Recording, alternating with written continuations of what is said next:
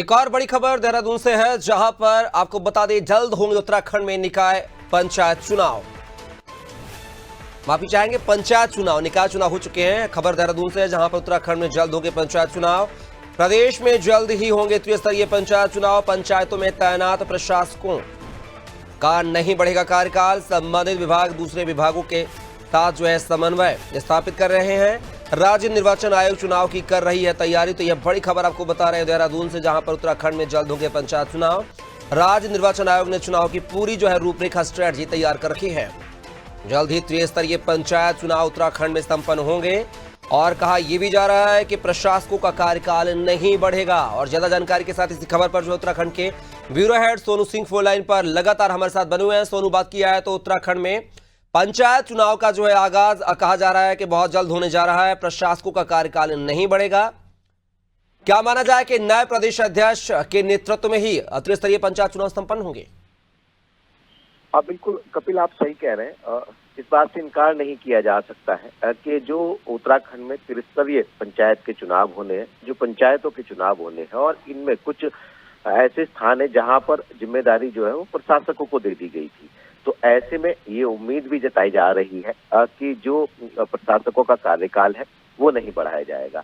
चूंकि अगर राज्य के आप त्रिस्तरीय पंचायत के स्थिति पर अगर आप गौर करेंगे तो 7,832 ग्राम पंचायतें हैं उत्तराखंड में, और इस 3,162 ऐसे क्षेत्र हैं जो क्षेत्र पंचायत के दायरे में आते हैं।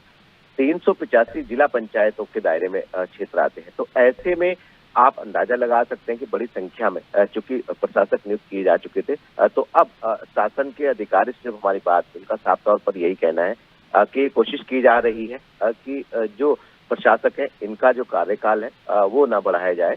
और वो विभागीय स्तर पर लगभग तैयारियां है वो की जा रही हैं ताकि जो चुनाव है वो 2 माह के समय सीमा में कराए जा सके। अभी इस तरह के प्रयास किए जा रहे हैं।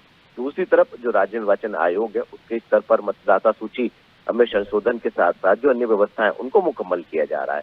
तो ऐसे में अब देखना होगा कपिल कि जो तैयारी की जा रही है और ये जो एक संभावना व्यक्त की जा रही है, क्या इसी तय समय सीमा में उत्तराखंड में त्रिस्तरीय पंचायत के चुनाव हो पाएंगे या अभी और इंतजार करना होगा। और अगर तय समय सीमा में हो पाएंगे तो फिर ये बात मान लीजिएगा कि जो प्रशासक अभी फिलहाल इस व्यवस्था में नियुक्त किए गए हैं उनका कार्यकाल नहीं बढ़ाया जाएगा।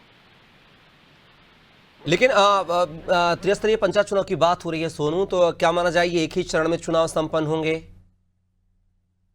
अब देखिए, ये अभी स्थिति पूरी तरह से स्पष्ट नहीं हुई है क्योंकि संख्या काफी है। तो ऐसे में माना यही जा रहा है कि पहले ग्राम पंचायतों का, क्षेत्र पंचायतों का और फिर जिला पंचायतों का वो एक साथ चुनाव कराया जाएगा। चूंकि अभी इसका निर्धारण किया जाना है कपिल, और ये चुनावी लिहाज से खासतौर से त्रिस्तरीय पंचायत चुनाव के लिहाज से सवाल भी बहुत महत्वपूर्ण है। चूंकि व्यवस्थाओं को व्यवस्थित किया जा रहा है और चुनावों में पारदर्शिता हो, और इसके साथ साथ ये भी उम्मीद जताई जा रही है क्योंकि ये त्रिस्तरीय पंचायत व्यवस्था के चुनाव है। तो ऐसे में जो चुनाव है वो ईवीएम से नहीं होंगे। तो ये देखना होगा कि इस व्यवस्था को कैसे धरातल पर उतारा जाएगा और कितने चरणों में आखिर इस चुनाव को कराया जाएगा, क्योंकि राज्य निर्वाचन आयोग की तरफ से इसका एक प्रारूप तैयार किया जा रहा है और जल्दी इसकी तिथि और इसके साथ साथ इसका स्वरूप, आखिर कितने चरणों में चुनाव होगा, क्या ग्राम पंचायत और जो क्षेत्र पंचायत और जिला पंचायतों में सभी में एक समय में एक चरण में चुनाव कराया जाएगा या फिर अलग अलग चरणों में चुनाव कराया जाएगा, ये देखना होगा। सोनू, एक और महत्वपूर्ण सवाल आपके जवाब के दौरान जेहन में आया है कि जिस तरीके से चुनाव और त्रिस्तरीय पंचायत चुनाव का निकट समय बताया जा रहा है, चुनाव संपन्न कराने की बात कही जा रही है, और बात किया तो चारधाम यात्रा भी अपने चरम पर है, अंतिम पड़ाव पर है। उसका आगाज, उसकी व्यवस्थाओं को दुरुस्त करना और ऐसे में चुनाव कराना, चुनाव की व्यवस्थाओं को दुरुस्त करना, क्या दोनों जो पिलर हैं एक साथ सरकार मेंटेन कर पाएगी?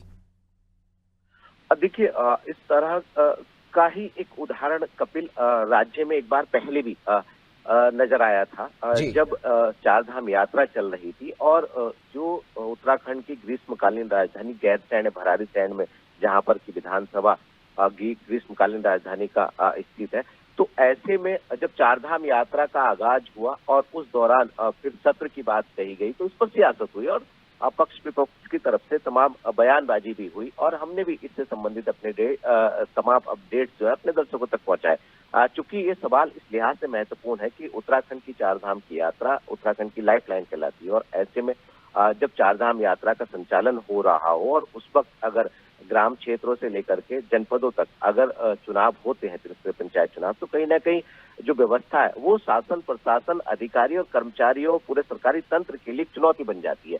तो ऐसे में ये देखना होगा कि शासन के जो रणनीतिकार हैं, शासन के जो उच्च स्तरीय अधिकारी हैं, मुख्य सचिव, अपर मुख्य सचिव, प्रमुख सचिव और जो विभाग अध्यक्ष हैं, ये कितनी सूझबूझ कितनी गंभीरता से एक संतुलन बनाएंगे ताकि चुनाव भी संपन्न कराए जा सके और चारधाम यात्रा पर इसका प्रभाव भी किसी तरह का ना पड़े।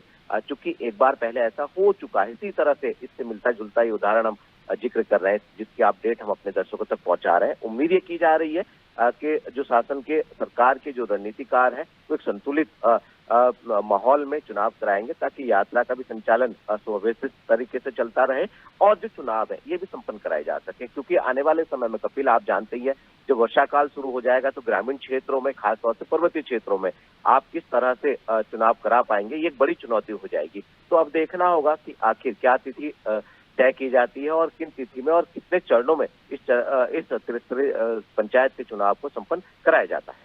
चलिए सोनू जी, आप हमारे साथ बने रहेगा, आगे आपसे और भी जानकारी लेंगे। तो खबर देहरादून से थी, जहां पर त्रिस्तरीय पंचायत चुनाव का आगाज उत्तराखंड में बहुत जल्द होने जा रहा है।